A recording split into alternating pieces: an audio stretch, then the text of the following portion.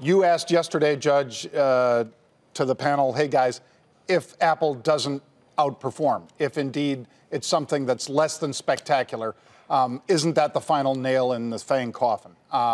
And certainly it would have been an extreme negative. Now, obviously, that's the counterfactual because they didn't do that. They came out with a blowout number and offered positive guidance. So I think overall, the effect on FANG is Facebook still has to show me. They still have to get through all of the things that they're doing, although doing what they did yesterday with the FBI and rooting out some of the bad operators that might be the folks trying to rig elections and things like that, very positive for Facebook. But because of that injury being so severe to Facebook's shareholders, it'll take time before they decide to brush themselves off and get back in. Almost a thought, Josh, that Facebook had, maybe supplanted Apple as the key to the FANG trade.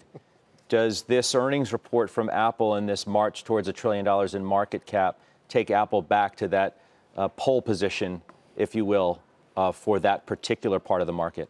Well, I guess what you're asking, like in the context of a lot of growth investors own both and maybe take their signals on one from how the other's doing. I mean, let's put it this way. Had Apple laid an egg last night, yeah, I don't think it would have been great. We would be raising some serious questions about the true future of the FANG I don't trade. think it would have been great, and I agree, some confidence in especially the NASDAQ names has been shaken. But I want to point your attention to something that I think is an even better development than Apple's great news, and this is undeniable. We now have a breakout in the XLV.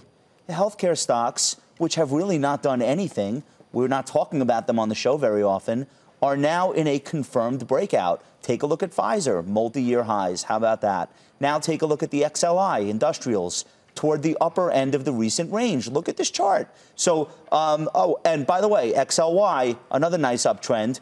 If you get a breakout in the consumer discretionaries, I think it gives you way more confidence than any one particular name in the FANG trade. So I think that it's more important to say, okay, Apple was great. Maybe it restored some confidence in people who are heavily concentrated in the triple Q names. But now all of a sudden, we've got banks acting better and all of these other sectors starting to trend higher. By the way, transports look amazing also. So let's just focus on the multiple positives, not just when will Facebook recover. And I think we get a better view.